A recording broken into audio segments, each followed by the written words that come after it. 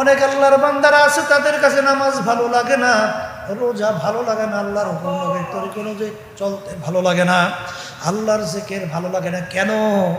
এটা আল্লাহর জিকিরের দোষ না, নামাজের দোষ না।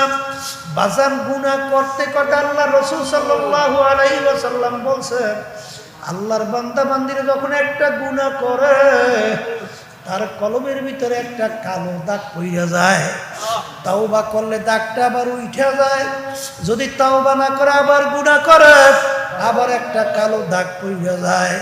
এরকম কালো দাগ পড়তে পড়তে পড়তে পড়তে এক পর্যায়ে আল্লাহ রাসূল সাল্লাল্লাহু আলাইহি ওয়াসাল্লাম বলছেন কলবে একটা বেরান্না কলবে পরিণত হয়ে যায়।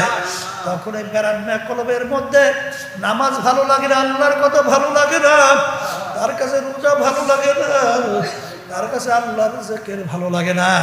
কিন্তু বাজার রোগ হয়ে গেলে জিহ্বায় ভালো লাগে না, এই জন্য ডাক্তারের পরামর্শ নেওয়া লাগে।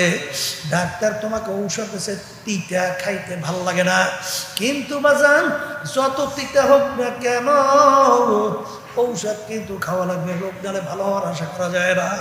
তোমার আমার নামাজ ভালো লাগে না, রোজা ভালো লাগে না, বাজান কলমের রোগ হয়ে গেল। এই কলমের রোগ পরিষ্কার করার জন্য ঔষধের ভিতরে একটা উল্লেখযোগ্য ঔষধ হইল আমার মাওলা পাকের জিকির বেশি বেশি পরিমাণে করা লাগবে। সকাল সন্ধ্যায় বসে একটু মাওলার জিকির করো, দেখবা আল্লাহর ফজলে করো পরিষ্কার হইতে থাকবে। এমন একটা সময় আসবে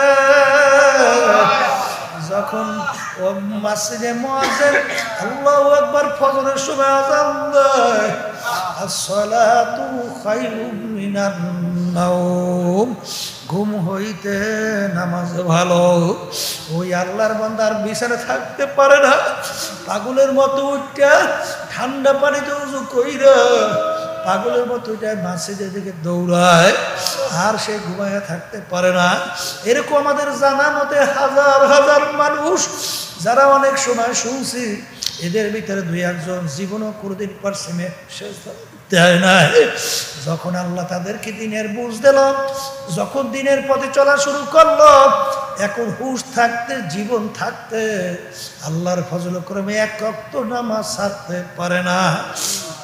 বাজান মিথ্যা কথার কাছেও যায় না, হারামের কাছেও যায় না।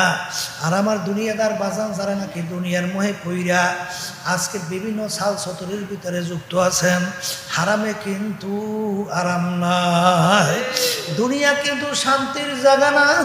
এই গরম এই ঠান্ডা, শত্রু মিত্র কোনো অভাব নাই, রোগ ব্যাধির কোনো শেষ নাই। বাজান আরে যার যত বয়স হয়েছিল পিছনে তাকাইয়া দেখো, ওই অশান্তির মধ্যে তো দিন রাত্রি চইলা গেল। এরপরে ঘোষণা হবে মুখে আর ও দুনিয়াতে নাই। আর এমন এক জিন্দিগি শুরু হবে, যেই জিন্দিগি শুরু আছে আর কোনোদিন শেষ নাই। এই জন্য আমার বাজানদেরকে বলবো, পর্দায় মা বোনদেরকে বলবো, বাজান তামাম দুনিয়ায় যত জাতি বসবাস করে সব জাতি কিন্তু পরকাল বিশ্বাস করে। আমরা মুসলমানরাও পরকাল বিশ্বাস করি, কিন্তু আজ পর্যন্ত একমাত্র মুসলমান জাতি ছাড়া অন্য কোনো জাতি দুনিয়ার ভিতরে চ্যালেঞ্জের মাধ্যমে টিকতে পারে নাই। একমাত্র মুসলমান জাতি চ্যালেঞ্জের মাধ্যমে বুক ফুলে গলা টান করে দুনিয়া বাইচা আছে। অন্য কোনো জাতি কিন্তু দুনিয়া চ্যালেঞ্জের মধ্যে টিকতে পারে নাই। সবাই কিন্তু পরকাল বিশ্বাস করে বাজান। এই জন্য আমি বলবো, আশায় না থাইকা কার কখন কোন সময় ডাক আসে তো আমাদের জানা নাই। আর সবসময় মনে রাখবেন, কবরে কিন্তু দলাদলি নাই, টাকার গরম নাই, ক্ষমতার গরম নাই, বংশের পরিচয় নাই।